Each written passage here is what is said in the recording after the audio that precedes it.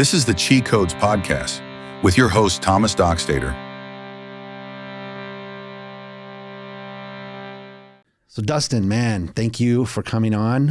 Excited to have you here. Thanks for having me. Yeah, absolutely. You live in Oregon and you're visiting us here in Salt Lake City. So I thought it'd be a great opportunity to have you on the podcast. You're a part of the men's group that I'm in, that We Are the They, and a friend of mine, Jeffrey, I had him on the podcast. He said you'd be a great guest. So I took you up on the opportunity to have you on while you're here in town. Man, I'd love to hear your story. I'd love to understand, I think for me, it's always interesting to understand upbringing. Like what was it like in your home growing up? And then, some of the things that kind of guided you through life and ultimately to the point where you have joined this group. And I'm sure there's a lot of interesting stories in that, but, I'd love to just hear a little bit about you and hear your story. Yeah. Thank you. Well, again, thank you for having me. I really appreciate it. Jeff's episode, by the way, was great. It was cool. Like I feel like I know Jeff, but getting to hear his story in that way was awesome. So yeah. Thank you for doing that. Yeah. And my upbringing was like as traditional as you could possibly imagine. Like I grew up in a suburb of Minneapolis, kind of an upper middle class. My dad was a photographer. My mom cut hair. We did well. We had a decent home. I would call everything very average. I had an older half brother and a younger brother. And, everything was pretty normal for me. I was a super shy and introverted kid. But my little brother, he was not. He quickly got into pretty much anything and everything that he could. Okay. And I didn't really realize it at the time, but addiction runs really hard in my family. My uncle ended up living with us after our family basically made him come back from New Orleans. And he was an alcoholic. I ended up coming home one day and finding him passed away. Wow. He had an epileptic seizure and died. Like he still had his sunglasses on from driving his car. Oh, wow. So like, how old were you then? I think it was 14 or 15. Wow. Yeah. So it was something that like definitely weighs on you, but it was one of those things where I don't think I knew how much at the time. And so early on, I realized that addiction in my family was something that was pretty strong and something that I probably didn't want to mess with. And then, following that, my little brother got into a lot of stuff. And to this day, I don't know all of it, but high school was a really difficult time for him. And then as an adult, he was an alcoholic. And, he kind of came out to us and let us know, but we all were like, we know, bud. We're happy that you're here. We're happy that you're getting the help. So my goal was just fly under the radar. I was super shy. I didn't want any attention, whether it was negative or positive. So I did just enough to get by. And if I could just slip through the cracks, that was my goal, right? I had confidence issues for sure, which I think probably led into why I turned into a bodybuilder down the road. Compensation. Yeah. And that's bodybuilders. What do you, when you say you had confidence issues, like talk to me a little bit about that. Where do you think that stems from? That's a good question. I've actually been kind of trying to do a lot of work on that, especially with the We Are the They group. Yeah. It's a question that I don't know the answer to yet, but it's something that I want to come out. Sure. I've been talking to a lot of guys about taking some journeys, trying to go down that route. We did some breath work just the other day, and unfortunately for me, nothing came through. But it was 50 guys in a room trying to do breath work together. Yeah. So I've heard that that's more difficult. I think there's, I've done ayahuasca, I've done mushrooms, DMT, did years and years and years of meditation. I wouldn't say that I couldn't tell you that, hey, this is the one you should go do. Yeah. It's all personal, right? Like, and I think that one thing I found more than anything is like when you're seeking with like a true desire and open heart, something might work for you that doesn't work for another person. Yeah. And so I think getting to that place of like willing to accept or receive a message is almost more important than the apparatus or the practice in which you use to try and get that answer. Yeah. So I think you're on the right path, right? Like the seeking is probably the most important thing. And I was always super scared of that stuff. Like the thought of being out of control was terrifying to me. Like for some reason, and I think it was, probably the addiction in my family that led me to keep away. But my best friends in college, or in high school rather, they were the bad kids. They were the kids who were doing drugs, and I loved them, but I'd never touched anything because I don't know if it was seeing them in that state that was unappealing. But I was always, I work Friday night, Saturday morning, Sunday morning, so I'll hang out and I'll drive, and you guys do your thing. So it took a long time to really open up to the idea that like this is more than just something you do when you party. Yeah. You know what? That's such a great point. We as a society need to delineate. We can't just lump this huge like pile and say drugs. Yeah. Because it just doesn't apply, right? Like I don't think. Look, first of all, no one is going to do ayahuasca for fun. I promise you that. For sure. I promise you that. It is not for fun, and you would never do it and think, oh man, I want to do that every weekend. It has a purpose, and I wouldn't even say it's for everyone, but it has a purpose for healing. And if you do it in the right environment and you go into with the seeking, then you can get something really valuable from it. And that's the same for other psychedelics as well. If you're doing it out in a party scene and at a concert and just going nuts, it's an entirely different thing versus like having the goal of healing, because those types of medicines are not addictive in the way that like alcohol and cocaine and heroin. Those ones are ultimately you're using that to hide or numb yourself so that you avoid. Right. Because, especially I am majorly introverted and I'm a salesperson. And so you can imagine through my career of sales, I would drink every night because I felt so uncomfortable being extroverted that I needed to like calm. I got to shut this off. And so I just fell into this deep addiction. Right. And that's what a lot of people use it for, is they're trying to like get away or run or numb. Yeah, 100%. And that's what I had always looked at it as. And it wasn't until, like you mentioned, it's the curiosity. It's like, what is the question that you're going in to find?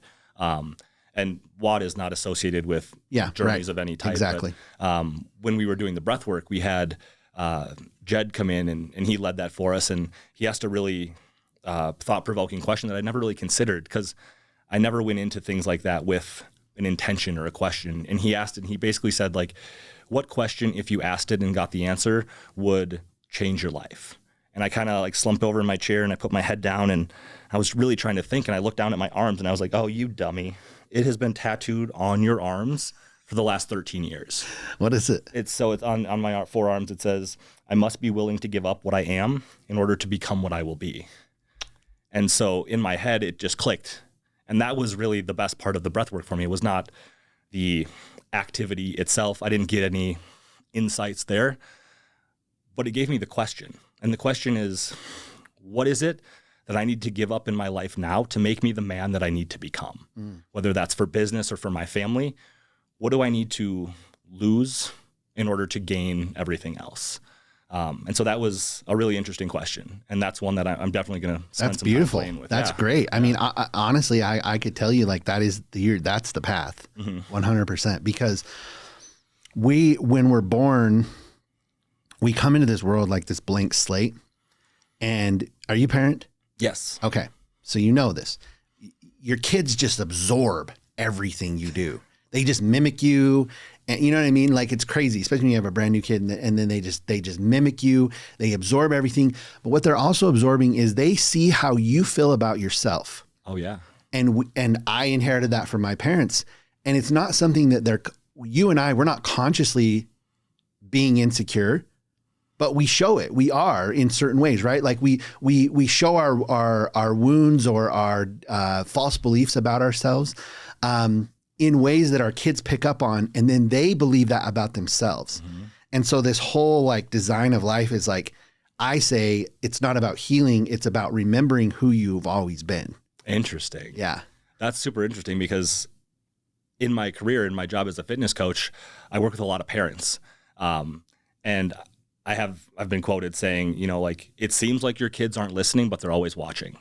So they're picking up every habit you have. When you go to the refrigerator and grab whatever snack, they see that. That's what they're going to eat. When you don't go to the gym or when you don't take care of your health, that's what they see and that's what they're going to pick up.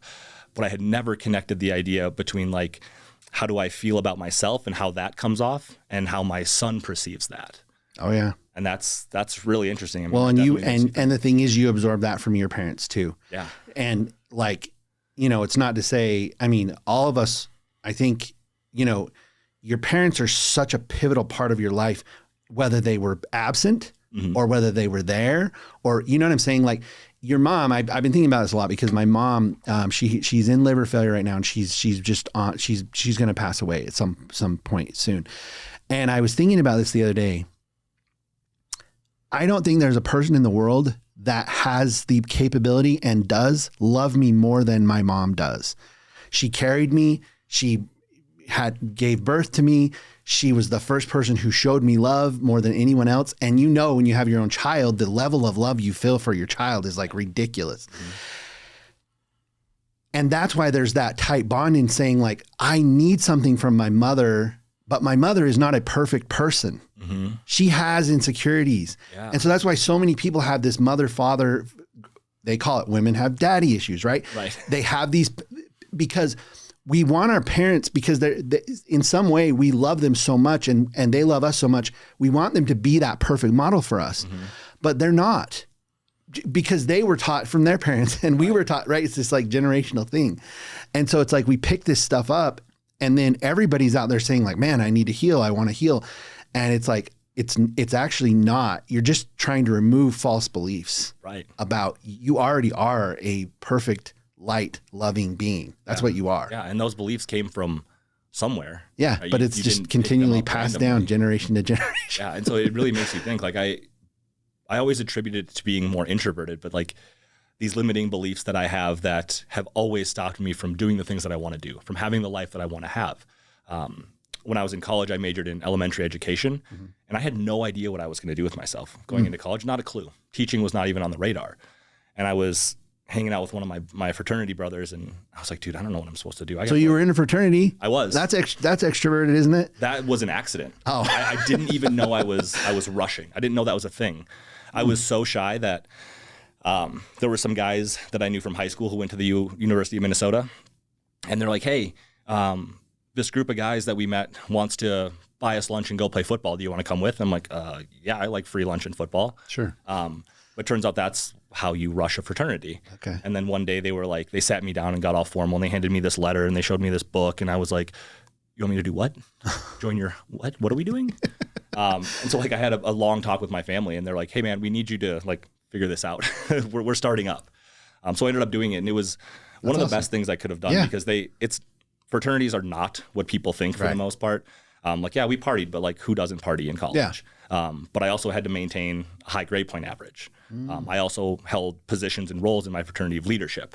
And more than anything, it forced me out of my shell more than I ever had been in my life. Yeah. So I was sitting with one of my brothers at the time and I was like, Matt, I don't know what I'm supposed to do. Like I have to declare a major. And he's like, Dustin, you're a teacher. I was like, what? He's like, what was your first job? And I was like, teaching snowboarding. And he's like, you teach everything. And I was like, wow, maybe you're right. Maybe I should look into that. And I took like an introduction to elementary class and loved it.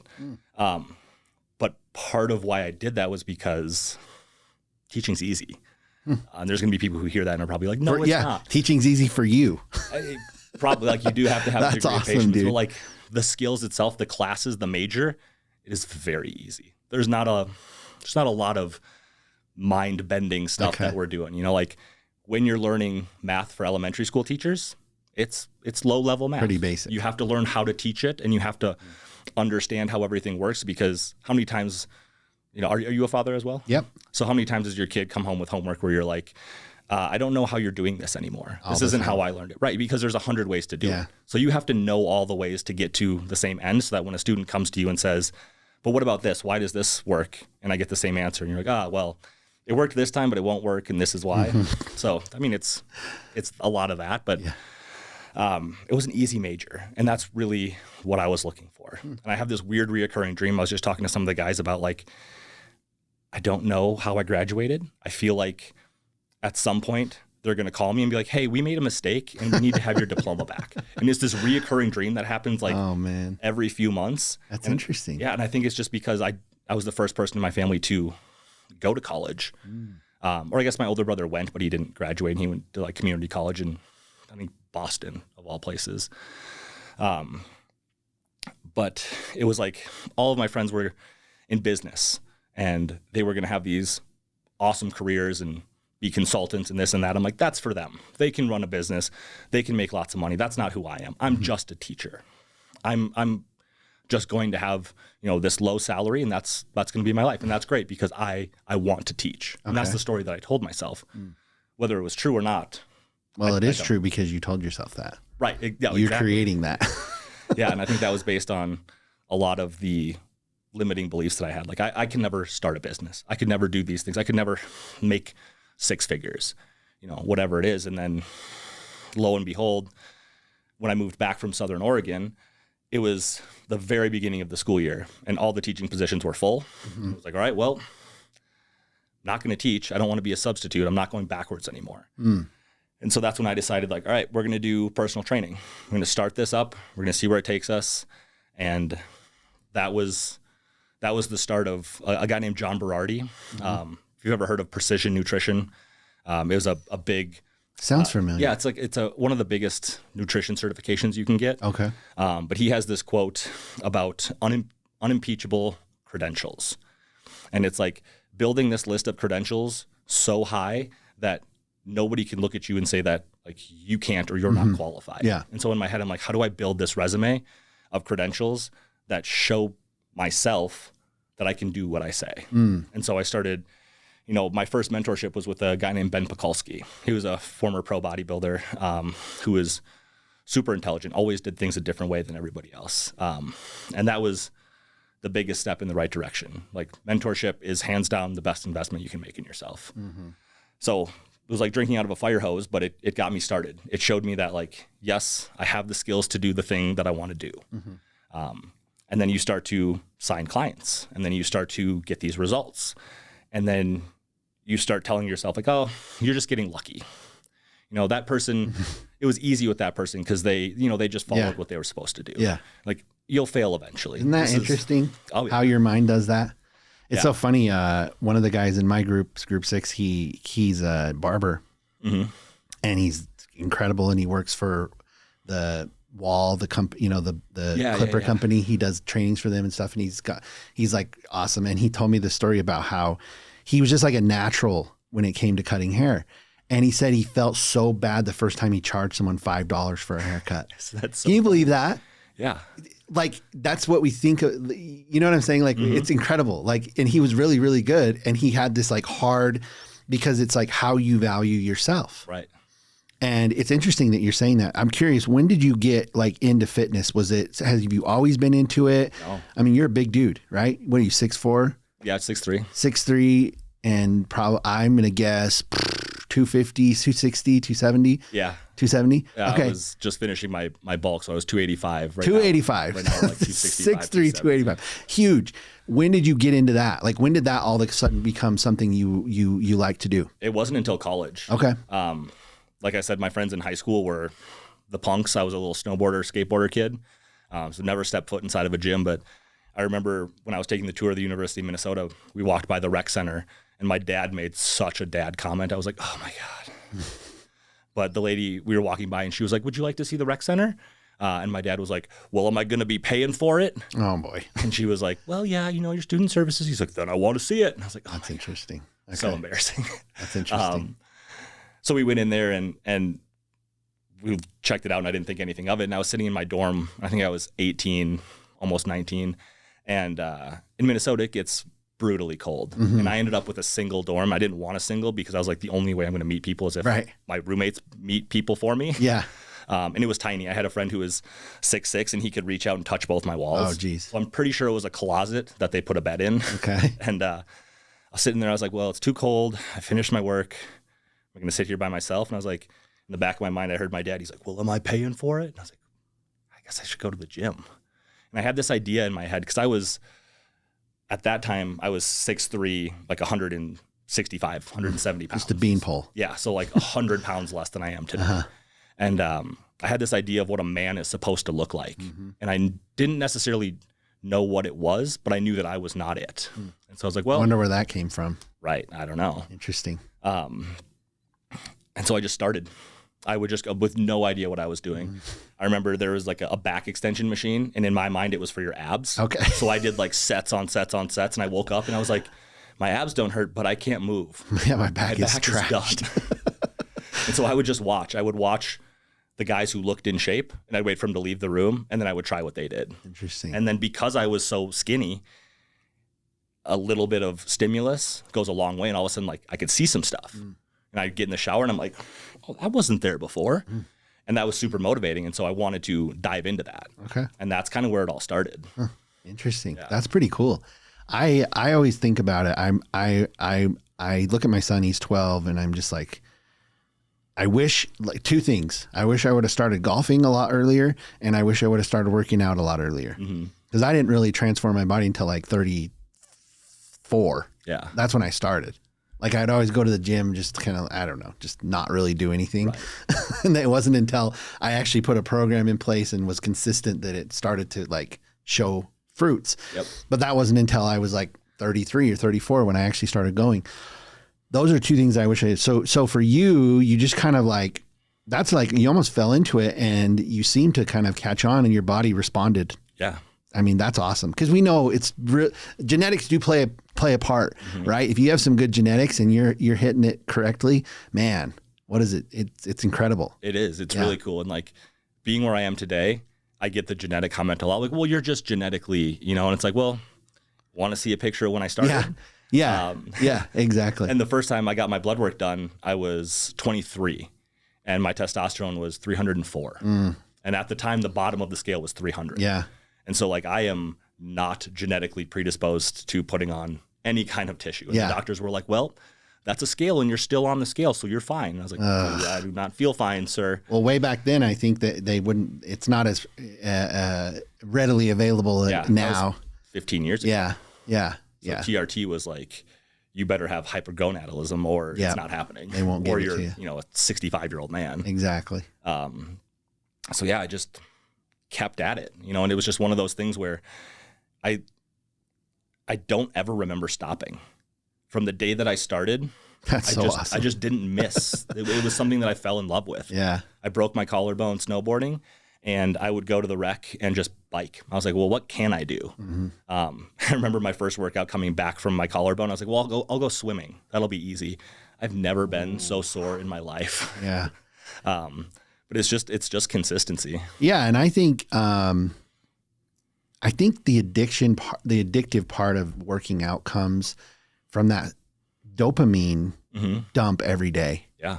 Because I decided a long time ago, I was like, I'm gonna wake up at 5 a.m. I'm freaking going, and that's just the end of it.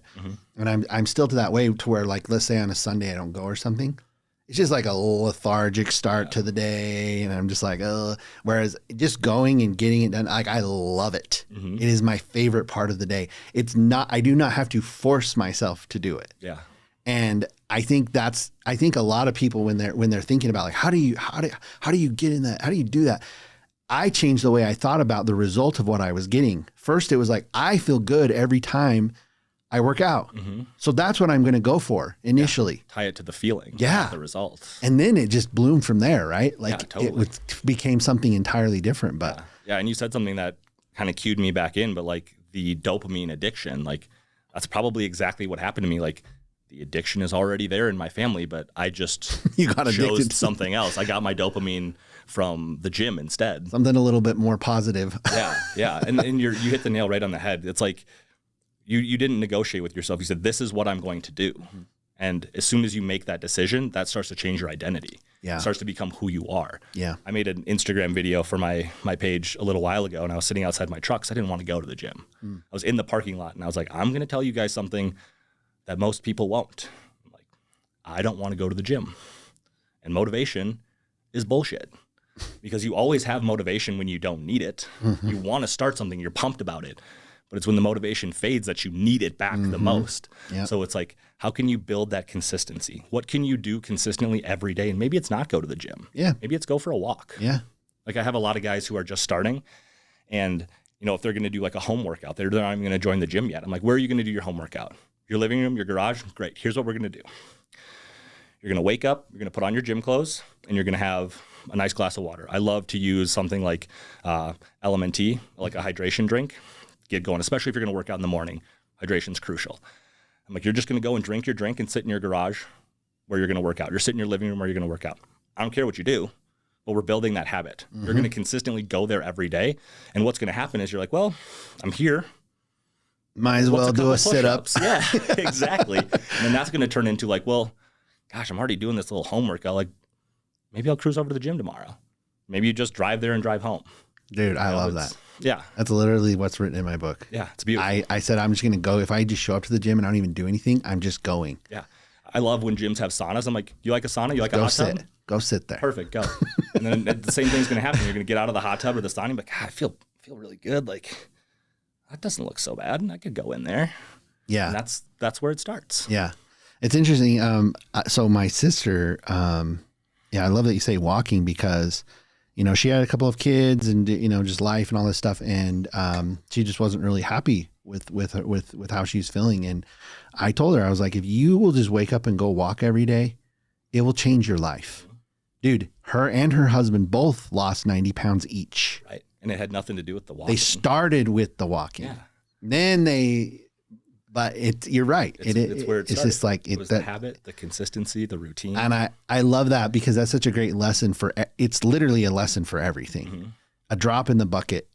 Like if you just consistently dropping that bucket, right? Like a drop every day, you consistent, it just moves mountains. Absolutely does. And especially like a walk in the morning, like you mentioned, like it's not magic, but like you get so many added benefits. So like say there's a park by your house. Now you're in nature. And say you're going in the morning. Well, now you get that sunrise. Now you get that light on your skin. People think that your eyes are the only part of your body that absorbs light. And it's not. You have photoreceptors in your skin. And so when you're doing that, you're setting your circadian rhythm. Interesting. You're spiking your cortisol when it's supposed to be spiked. That morning workout, you're increasing your body temperature. You're increasing your cortisol. And that's when it's supposed to be. You get this natural rise. And then you can start to peak. And now, because you've done something active, you've built up this sleep in your body. You've built up adenosine, which is the thing that makes you fall asleep. Oh my gosh. And now all of a sudden you're like, wow, I feel more tired. And now you go to bed and you get a better night's sleep. Yeah. How many people all of these positive cascades. How many people do you work with when you start working with them, they can't sleep or they stay up? I'm up till 2 a.m. I can't sleep. Dude, if you wake up early and go work out, that's going to start to solve that problem. And then to the point where it's like, dude, if I wake up 5, I'm like in bed at 9 o'clock going to bed and I just fall asleep so quick. When it's a really vicious cycle with stress and sleep, because I did like a deep dive in stress a while back and I posted that all on my Instagram.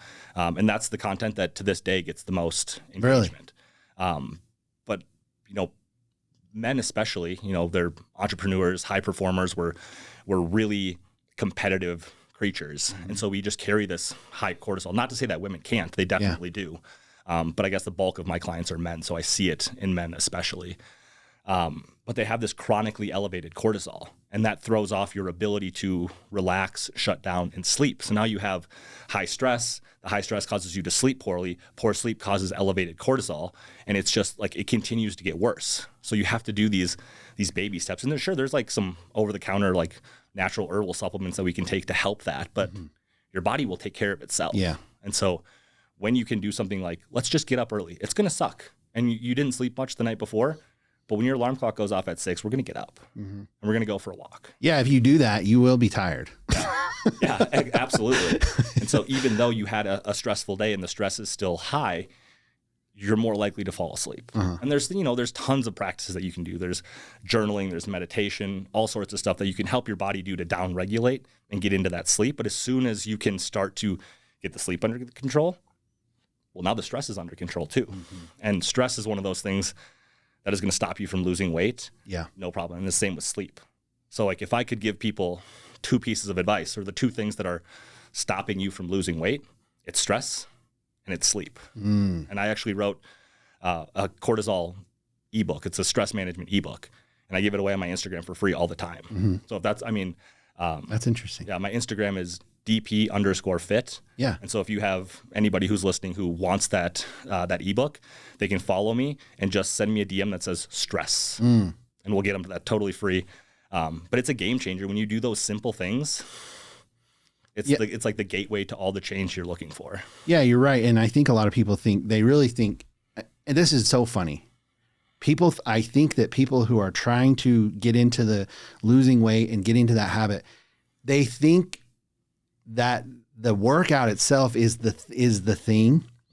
And it's so not the thing. Like you said, stress and sleep, your diet, that's like 80%. Right. The workout's like 20%. Totally. So I think it's funny that people think like they trick themselves into thinking it's like, oh, if I go, how many times do you go to the gym, you see the same people there and they are not improving they look like at all. And they're just huffing on that Stairmaster. Oh, yeah. And I'm like, it's probably not the effort that's the problem. Right. Yeah, and you're exactly right. Like having a coach is crucial to make sure that you're like spending the time wisely in the gym. But if you're not outside of the gym making conscious choices, like the stuff you do in the gym is just, that's the drop in the bucket. That's it not really gonna is. add up. Yeah. So it's like, I tell my clients, if you want to change what the body weighs, we do that outside the gym. We do that with the food we put in. When we want to change how the body looks, we do that in the gym. We use the machines, we use the weights, we put on the muscle, and we change how we look. We change the shapes of the body. We change the weight outside the gym. We change the shape inside the gym. And of course, there's more to it than that, but right. It's a super straightforward idea where they're like, I didn't think about it like that. Yeah, you're so right. The education piece is just so big, right? Yeah. And that's probably where, you probably have a lot of success from just like, hey, guys, it's more of it's a method and an understanding of what you're doing and being so conscious about it. Man, I just agree with you so much. Anchoring on that sleep, like being consistent with your sleep is like so important. Oh yeah. Wake up at the same time every day and you will go to the bed at the same time every day. But when you play this game of like, oh, I went to bed at 2 and then I sleep till 10. If that's your weekend and then during the week you have to get up at 5. Spend the first 3 days catching up. Exactly. Before you get back to normal. Yeah, 100%. It's tough to do that every single weekend. That's wild. Yeah. So you mentioned a little bit ago, you talked about your dad a little bit. What's your relationship like with your dad? Like, how was that growing up? And like, what, did you guys have a contentious? Did you get along? How was that? Yeah, we got along great. My parents were awesome. Yeah. Like it goes back to like, it was such a typical childhood. Like my mom and my dad coached my little league team. Oh, that's awesome. I can remember like my very first like T-ball team that my dad didn't coach. But from then on it was, dad was coaching and mom was keeping the book in the dugout. That's so awesome. It was so embarrassing when I was a kid. So I was like, Mom, get out of the dugout. You're not playing. Yeah, I was like, this is for the guys. But it was great. They were always there. They never missed my stuff. They were always encouraging. And it wasn't even until like later on in like my adult life that I kind of realized that there were some underlying like addictive issues and things going on. Like whatever, and I to this day don't even know, but whatever it was handled appropriately enough that I never knew. Yeah. Well, it sounds like they were present. Yeah, they absolutely were. That's a big one, right? Because you can have parents that are there, but if they're struggling with addiction and things like that, they're not mentally there, right? Yeah, and it was, I remember like every once in a while I would hear like from my mom maybe that like, I got my dad's temper. And my dad, like, he didn't blow up. Like there was a couple of times when I was a kid where I could remember him like, well, this isn't going to be good. But it wasn't crazy. Like I could probably count on one hand how many times I got spanked. Yeah. So it was, yep. But I do remember like at one point it clicked. I was like, I don't like how that looks. I don't like what it looks like to be angry. And something was just like, you need to figure out how to control this now, because I knew, because people told me like, oh, you got your dad's temper. And so I was like, all right, well, if I have that, I need to be able to control that because I don't want to look that way.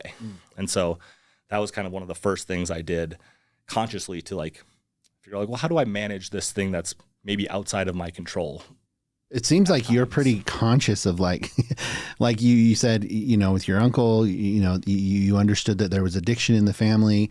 Someone says something about the temper. Maybe you didn't even showcase necessarily something, but you're like being conscious of it. And you're like saying like, okay, it seems that you're very aware, I guess, of your surroundings where, again, some people are not, right? They're very unaware. Right. So it seems like to me, maybe you audit yourself a lot. Is that a fair assessment? I feel like I do. I didn't realize, as a kid that's what I was doing or as a young adult, I guess. But I definitely would say that that's true. There's some part of me that was aware, whether I was conscious of it or not, like how I appeared. And I think that stemmed from like being so shy and so introverted. It was like, I cared how people saw me and I cared what I looked like to them. And so I needed to make sure that all of those things, like I checked all the boxes. I wasn't some weird, angry guy. I wasn't doing weird stuff. People were like, do you see that guy at the party? Like, what is he doing over there? I never wanted that to be me. I always wanted to be like, just blend in. And like those big characteristics, I didn't want to display those. Where do you think the shyness comes from? I don't know, because I wouldn't say that either of my parents are. Like if you get my dad talking, I absolutely love watching people get trapped because he'll talk your ear off. Okay. He loves it. And my mom is super outgoing. She's a hairstylist. So like, have you ever had a quiet haircut before? No. Like it doesn't happen. My mom was a hairstylist too. Yeah. I know exactly what you're talking about. So I don't see them as being introverted or shy, but I was also a teacher and I'm a bodybuilder and I have to get in front of people all the time. So I've learned that, just being shy and introverted doesn't mean that you have to show that all the time. So I'll tell people now, like, yeah, I'm definitely an introvert. They're like, I'm like, well, you have to do what you have to do. Like, yeah, if I'm going to get in front of a classroom full of people, in front of my peers, if I'm going to get on stage as a bodybuilder, if I'm going to stand in front of a group of people and teach them how to train, like I can't be timid. I can't maybe be how I would naturally be. So you have to, I guess, and maybe that's that self-audit. Yeah. Yeah, that's interesting. So now, I mean, you have your coaching business. You've joined the men's group. Where would you say, like, what are you striving for now? Like, where do you feel, like you want to dig in deeper and understand yourself better, but like what are your, I guess, pros and cons, the things you're proud of, and the things you're working on, and like where you're stuck maybe? Yeah. Well, the thing that I'm most proud of is my family, and what I've been able to do with them. As a teacher, I always just kind of concluded that like, I'm not going to be able to do that cool, fun stuff. And so starting a business, the bar is set really low when you have a teacher salary. So like I didn't need a lot of clients. And so having a little bit of spare income means like, I can spend that time on my family, spend that time with my family. I got to take them to Mexico with my older brother last year, and that was phenomenal. And so like I want to grow and be better so that I can give them everything that I think they want. Awesome. But yeah, like I guess I would call myself a personal development junkie. Like I love the books. I love working on myself. Like 1% better every day would always be ideal. And I think that started with bodybuilding. It was like I was shy and I wanted to build this big front, this maybe mask, so that people didn't think I was shy. They didn't think I was weak. They didn't think I was, whatever I looked like. And so, building that up as kind of a wall, really, something to hide behind so that people thought, he's a meathead. Cool. Let him do that. And I'm like, great. Then they don't have to know the real me. They don't have to know what's under here. I'm curious where, you've said that a lot, like what other people think. I'm curious, like truthfully, like where do you think you are with yourself? Like, how do you feel about yourself?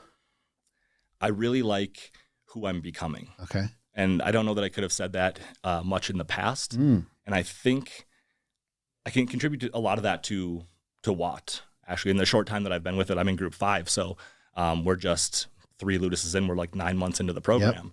Yep. But I shared with some of the guys, like, this is the first time in my life that I've wanted to be a leader. I want to take that position. I want to be somebody that other guys can go to. And they're like, Dustin will know. Yep. He's got the right questions to ask. He's got the experience. And in my past, I never would have wanted that. I've always wanted to kind of blend in. I'm always a listen first, talk second kind of a guy. And so becoming kind of the man that I was meant to be, I think I built up this cool exterior, you know, you've got the muscles, whatever, but I want how I feel inside to match that. Like I was training at the gym this morning with Jeff. And like you said, I'm not a small guy, but I see myself as totally average. And people are like, you're dumb. You're massive. You're dumb. There's a mirror. But I don't see it. And I think, you know, you won't find a bodybuilder who is like, quote unquote, like a normal dude. We've all got something going on underneath. And I think that's just like, you know what? I want to maybe be more of the man that it looks like. Like I want to be able to lead. I want people to see like he looks like a confident, powerful guy. I want to feel like a confident, powerful guy. And it's starting to happen the more that I lean into the process, the more I kind of dig into what's underneath. We did a cool exercise. Matt Greiner is in our group. Yep. I had him on last week. Him and his wife. Yeah. Phenomenal. And he did this exercise about fear. And so he was talking about like, what is it that you're afraid of? And, you know, we did a little journal about it. We talked a little bit about it and we did this visualization. And I feel like I'm not good with visualization. I don't often like see the things, have the breakthroughs, like with the breath work. I was like, I wasn't there. Okay. But the way that he was able to answer and pose the questions, like I was able to see kind of an answer. And I was like, wow, that was interesting. That's cool. And it kind of helps lead you in hopefully the right direction, you know, and if it's not the right direction, it's a direction. You know, like there's no wind that's favorable if you don't know the direction you're trying to go. Right. So it's like, well, now I have the question, so now I can kind of steer the ship a little bit. And that was cool. Yeah, I love that because you're making my point. Like the reason I like to have so many different types of guests on is because you might say something that resonates with someone that if I could say the same thing, it wouldn't. Totally. You know, it's like Matt, right? He's a part of the group, but he's also doing his own thing. And it's like, I think every single person has some unique way to share something. Yeah. Right. And to your point, it's like a lot of people, they just really need to go through the process of finding that own confidence in themselves because every single person is of worth and value. Yes. Every single person. And so it's like, that's like my journey. That's like my, like, life's purpose is to help people find what I found for myself ultimately. Yeah, right. Because I was in such a lost place that it was like almost to the point of, you know, ending my own life. And to be able to go from that to where I am now, where I'm just like eagerly trying to help as many people as possible find that for themselves. Yeah. That's an incredible place to be. And I think that you know, I love that I also look at it from a perspective of it's like, who can I get around me that can say something that can help someone? And that's exactly it. Yeah. Like the people that you surround yourself with. Yeah. It's insane. It's so crucial. Like back home, I have my best friend is my training partner.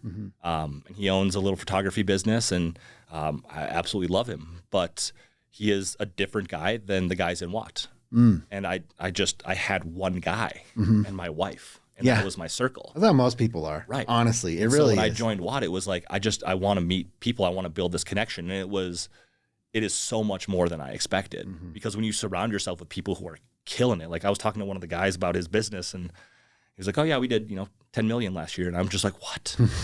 That's so amazing. Like I love to hear that stuff. Yeah. It used to make me jealous. Yeah. Now it's like, you mean that's possible?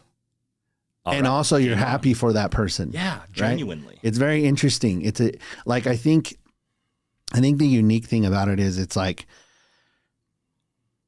it's a group of people that the one thing that they have in common more than anything else is they want to better themselves. Yes. And that's like, I think a lot of guys have a hard time saying that because they think then if they say, well, I want to better myself, it means that I'm not enough or I'm not what I should be, and that makes me vulnerable. That's not masculine. And I'm a wimp. Yeah, and I'm vulnerable. Yeah, exactly. So I think I found very clearly like vulnerability is the path. It is the thing, right? And the more and I also think I told this to Jeff too because I think that for certain people, just your overall presence, the way you come off, like someone could mistake you for a very mean guy. Yeah. Right. I'm bald, I'm bearded, and I'm tattooed. Yeah. Someone could mistake you for a very mean guy. Right. And so, it's like finding that ability to like show your energy from within and like let someone see that. It only comes from vulnerability. Totally. Right. I used to love when people would ask me what I did when I was a teacher. Because they would look at me and they'd make their judgment. Yeah. And then I'd say, oh, I teach special ed. You're a concrete worker. You're a, you're right. Like you don't teach special ed. Like you work with kids with behavioral issues and autism. You're like, my whole life. That's what I do. Don't judge a book, man. Yeah. I mean, I tell people I was put on earth to teach. That's so cool. Now it's just, I teach something different.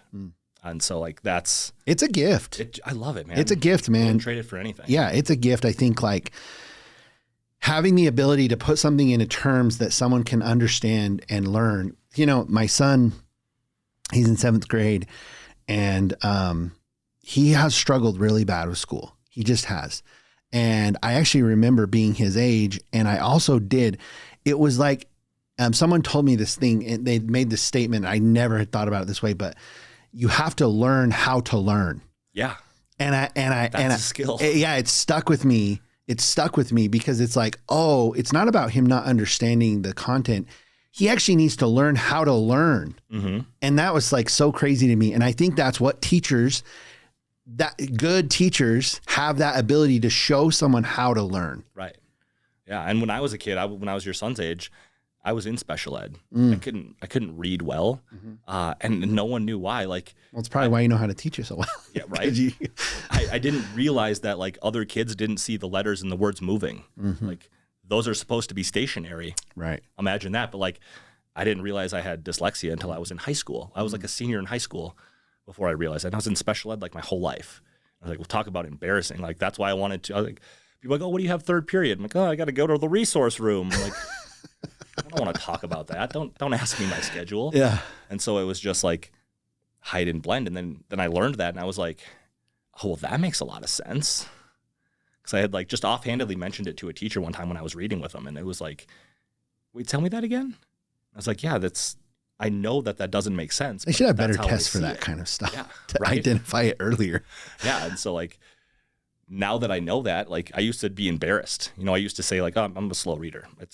I am a slow reader, but now I know why and it makes sense. And so it's like, I'm gonna sit down with a book and it's gonna take a minute, but I'm gonna enjoy the shit out of it. I'm just gonna take my time and sink into it. And now it doesn't bother me. Now I love reading. Yeah. Something I do every day. Yeah. But like your son, I didn't know how to learn.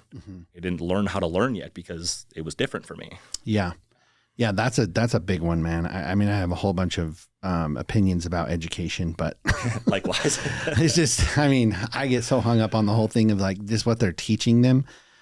I'm just like, we could be teaching them a lot more like functional stuff about the world than, I don't know. Yeah. A lot of kids aren't going to use Algebra 2, calculus. I think COVID showed us that. Like, homeschooling your kids can be whatever you want it to be. And now there's people who are pulling their kids out of school and like having these self-guided classrooms where it's like they get to spend time studying what they like. What a novel idea that is. What a concept. Right. Well, that's cool, man. So what's in the future and for people who, you know, hey, maybe they're like, hey, I want to contact him. I want to get in touch with him to coach and understand, like, what can you share about that?